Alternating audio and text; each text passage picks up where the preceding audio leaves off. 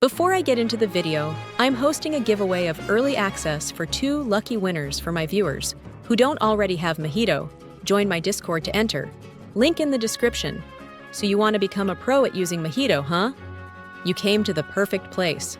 In this video, I will be going over all of Mahito's abilities, every situation to maximize their potential, and truly show you why Mahito is the combo demon of Jujustsu Shenanigans.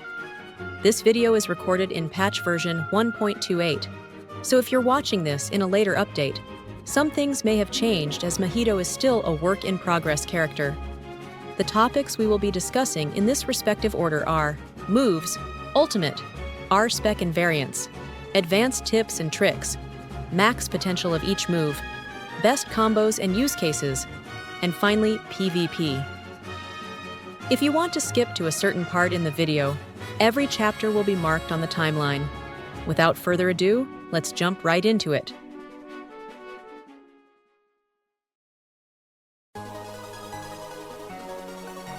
The first move in Mahito's kit is Stockpile. It deals moderate damage, has really good range, and block bypasses. This move has an aerial version that also deals moderate damage, but it is 360 degrees blockable. The aerial version also downslams if hit. The second move in Mahito's kit is Soul Fire. This move shoots 3 bullets, knocking back on the third hit, and does moderate damage if all bullets hit. This move is blockable from the front only. This move hits grounded players.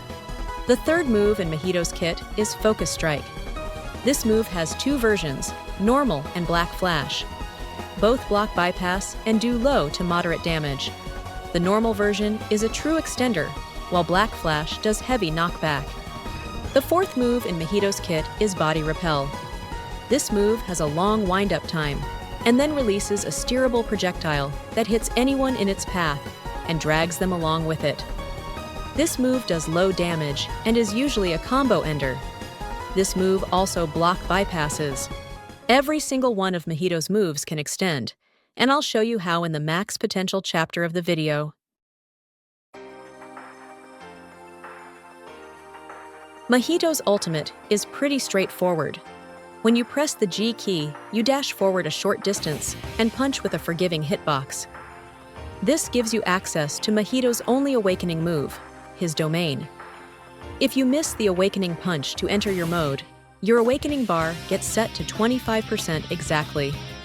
Mahito's domain starts the quickest out of all domains, making it the hardest to cancel. Once a player is inside of Mahito's domain, they are basically guaranteed dead. They will have a bar on the side of them resembling an oxygen bar, and the closer you get to them, the faster it depletes. Once this bar is completely depleted, they immediately die. This domain is broken, but the hardest part is landing the domain. Thankfully, I'll now show you how to make both the punch and the domain true. In both instances, you need to make the opponent use their dash cancel. Smarter players will hold it till you get impatient to punish you. In base, and after they have used their dash cancel, simply land an M1 string, knockback, then walk forward slightly and immediately press G.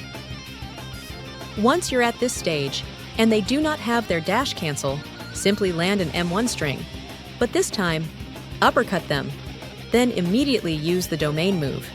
If you do it quick enough, they will quite literally not have enough time to get up and cancel the domain, so it's a free kill, or many kills if you get many people in your domain. Mahito's R allows him to switch between different fist forms and have different forward dashes. The 3 forms are Fist, Blade, and Club. The fist form is the normal fists that every character has, and the normal steerable forward dash. The Blade form deals about the same, if not slightly less damage than fists per punch. However, your forward dash becomes an instant teleport dash forward with a short windup. The dash is blockable, but it can hit behind the block. This dash also hits grounded players. This is by far the best fist form to use for combos, and I'll show you why. The club form stands out the most, as it has drastically slower punches, and the third and fourth punches both block break. Each punch also deals more damage than the base punches. The forward dash for clubs becomes an unblockable spin that propels you forward. This can hit grounded players or chain into moves. Tip number 1. Speaking of the blade fist form, remember when I said it can hit grounded players? Here is the first advanced tip that not a lot of players seem to know about, which is one of the main reasons Mahito is such a combo demon. The blade form forward dash applies stun to whoever is hit, and because of such, even if you hit someone grounded, they are still given the stun status for the set duration. How we can utilize this is by using your forward dash on a grounded player that's about to get up, and if you time it correctly, when they get up, they are forcefully stunned, allowing you to combo extend with the dash alone. This can be used in a variety of different ways. However, the main point to take away is that instead of Mahito only having one true consistent extender with his 3, now all 4 of your moves extend if used correctly with the forward dash with blades, and I'll be demonstrating all of these in the next chapter of the video. Tip number 2. The third move no longer hits grounded opponents unless the Black Flash variant is used. This will be necessary for a combo extender in the next chapter. Tip number 3. Due to how fast the blade dash is, it's a great punishing tool for higher skilled players, allowing for a hyper-aggressive playstyle if you know your matchups well. But don't get carried away, because if your opponent blocks the dash, they can freely punish you as they please. Tip number 4. Do not spam or randomly throw out moves. Mahito is a character in which all moves have their own purpose and identity, and wasting the moves to gamble just trying to squeeze out a tiny bit of damage usually isn't worth it, especially because all your moves do relatively low damage. In this section of the video, I will be showing you the max potential of every move and how to make every move extend. This section of the video should be pretty short. Quick note, all of these extenders require the opponent to have used their dash cancel, and requires you to be using the blades form as well as have the dash off cooldown. Due to the dash cooldown being a necessity, you cannot do anything absurd like extending with all 4 moves in a row and infinite combo. But the combo does get lengthy with proficiency, and people who don't know better will call it an infinite combo. For move 1, you can extend with it with both the normal and aerial variants. For the normal variant, simply use the move, wait for the player to drop to the floor, be in range, then dash at them, then continue punching.